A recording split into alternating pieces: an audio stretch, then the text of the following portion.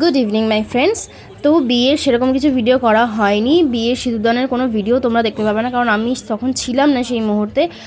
প্রায় তখন 12টা 12:30 বেজে গেছিলো, সেই জন্য আমার পক্ষে মানে আমরা তখন খেতে বসে গেছিলাম, সেই জন্য আমাদের আর ওই ভিডিওটা করা সম্ভব হয়নি। তবে যদি কোনো দিন মানে যদি কোনো সময় ওদের ক্যামেরাম্যান থেকে কোনো ভিডিও আমি পাই, তাহলে অবশ্যই তোমাদের সাথে আমি সেটা শেয়ার করব। তবে এটা হচ্ছে মিডল টাইমে, যখন মানে ধরো বর আসেনি সেই টাইমের এটা ভিডিও। আমি তার আগে ওই ভিডিওটা শেয়ার করে দিয়েছি, যেটা তোমরা দেখতেই পেলে যে মালা বদল হচ্ছে, সব কিছু হচ্ছে।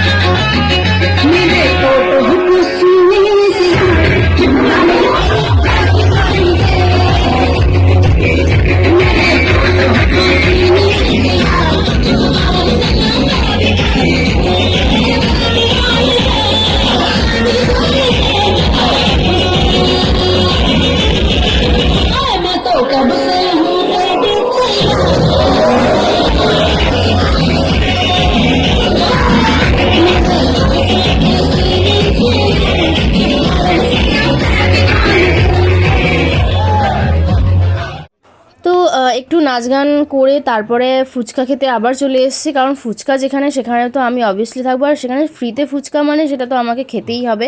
তো এই যে দেখতে পাচ্ছ এটা হচ্ছে আমার বিনা পিসি, আমার পিসি, আর ওই যে দেখতে পাচ্ছ ওটা আমার কাকি, আর এটা হচ্ছে বৌদি, আর হচ্ছে দাদা।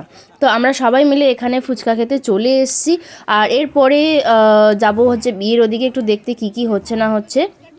ততক্ষণে কিন্তু অলরেডি আমি যখন ফার্স্ট ফুচকাটা খেলাম তখন কিন্তু আসিনি, তো এই সময়টা চলে এসেছিলো। তো আমরা মাঝখানে ভাবলাম যে আরেকটু ফুচকা খেয়ে নেওয়া যাক, কারণ বরযাত্রী অলরেডি ওরা খেতে বসে গেছে, কারণ যেহেতু ওরা যাবে অনেকটা রাত হয়ে গেছে, আর লগ্ন যেহেতু আমাদের অনেকটা রাতেই ছিল, সেই জন্য ওরা এসে তাড়াতাড়ি করে মানে ওরা ডিনারটা সেরে নিচ্ছে। তো আমরা লাস্টে যেহেতু আমাদেরই তো বাড়ির বিয়ে, তো সেই জন্য আমরা লাস্টে খাবো বলে ফুচকাটা খেয়ে নিচ্ছি।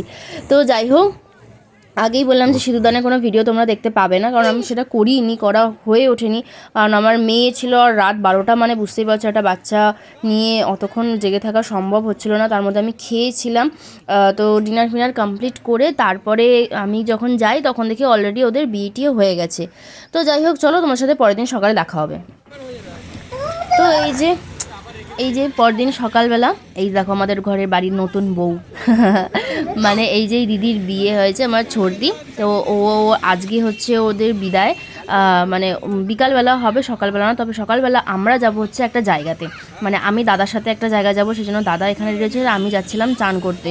তো এখানে পাশেই একজনের বাড়ি আছে, আর ওখানে বাথরুম একদমই ফাঁকা পাচ্ছিলাম না ওয়াশরুম। তো যাই হোক, সেই জন্য আমরা একজনের বাড়িতে যাচ্ছিলাম, ওদেরই চেনা জানা একজনের বাড়িতে। তো ওখানে চান টান করে দেখো দাদার সাথে আমরা বেরিয়ে পড়েছি, যাচ্ছি হচ্ছে হালিশহর। হালিশহর কেন যাচ্ছি সেটা তোমাদের সাথে আমি পরে শেয়ার করব, যে হালিশহর কেন যাচ্ছি। ওখান থেকে কিছু আমার জিনিস প্রোডাক্ট আনার আছে, অনলাইনে আমি আনি, কিন্তু যেহেতু পাশাপাশি কাঁচরাপাড়া হালিশহর একদমই পাশাপাশি, একটা স্টেশন এদিক ওদিক, তো সেই জন্য ভাবলাম যে চল দাদা তুই আমাকে একটু নিয়ে চল, আমার হালিশহরে কিছু প্রোডাক্ট আছে। তো যাই হোক, ওখান থেকে হালিশহর থেকে ঘুরে আসার পর তারপর আমাদের বিদায়, সেটা তোমার সাথে আমি শেয়ার করবো অবশ্যই। তো চলো আজকের মতো এইটুকু ভিডিওটা, আশা করি তোমাদের ভালো লাগছে। তো টাটা।